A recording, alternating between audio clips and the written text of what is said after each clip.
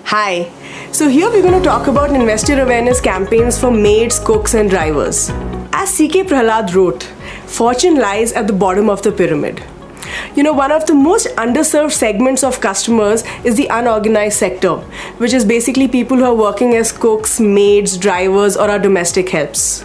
Generally, there's a misconception that people working in these jobs don't really want to save or they don't really have the means to save. That is not true.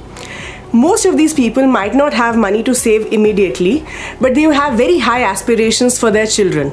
They really want their children to have a better standard of living compared to them, and to do so they understand the value of educating their kids.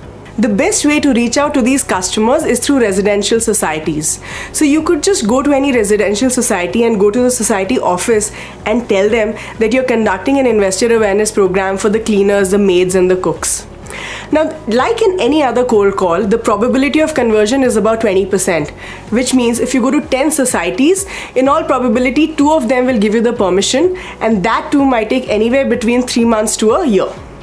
Generally, these residential complexes are more open to doing these talks for the maids or the cleaners compared to the residents. Once you get the permission to conduct the seminar in a residential society, remember the following. 1.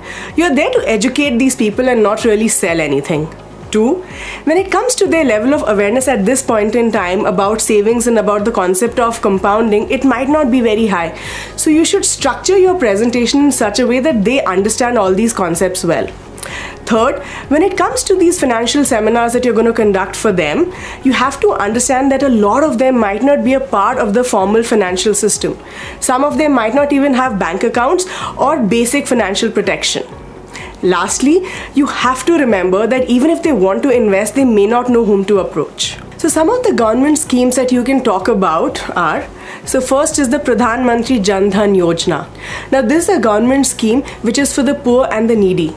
Now the idea is to have financial inclusion for that segment of the society, especially in the financial services space, to give them access to savings, credit, insurance, pension, etc. at affordable rates. The account holders in this particular scheme would first get an accidental insurance cover of 1 lakh and a life cover of 30,000 rupees. They also get an overdraft facility which is more like a loan of rupees 5,000. Now, if someone doesn't have a bank account, they can go to any bank and open a bank account. And there is no minimum balance required. The next government scheme that you can talk about is the Sukanya Samriddhi Yojana. Now, this is a government scheme specifically for the girl child, which can be opened by the parents or the legal guardians. Now, in this case, a particular account has to be opened below the age of 10 for the girl child. The account can be opened in post offices or authorized banks, and the money can be withdrawn only at the age of 21 or at the time of marriage of the girl child, which has to be after the age of 18. The next scheme is Pradhan Mantri Jeevan Jyoti Bima Yojana. Now, this scheme can be availed by any savings account holder who is between the age of 18 and 50 years and has an Aadhaar card. Now, in this particular scheme, the account holder would get a life cover of 2 lakh rupees by paying 330 rupees per year. The next scheme is Rashtriya Swasthya Bima Yojana. Now, this is a healthcare scheme which provides a cover of rupees 30,000 on a floater basis to a family of 5 members. So in this particular scheme, the premium is rupees 30 per annum, and all the people from the below poverty line segment get an RSBY smart card which they can use to claim medical expenses of up to 30,000 in a year. There are a lot of other schemes by the center and the state governments that you can do your research on. As a follow-up, ensure that you help these people in availing these facilities, or at least tell them how to do so.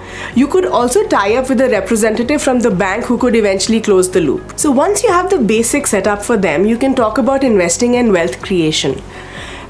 If you're able to educate your clients about the products which are already available to them, the trust levels are going to be extremely high. And once this happens, they are your customers for life. Remember, your wealth and earnings will grow along with the client's wealth. It's the small drops that make a mighty ocean. Thank you. Mutual fund investments are subject to market risks. Read all scheme-related documents carefully.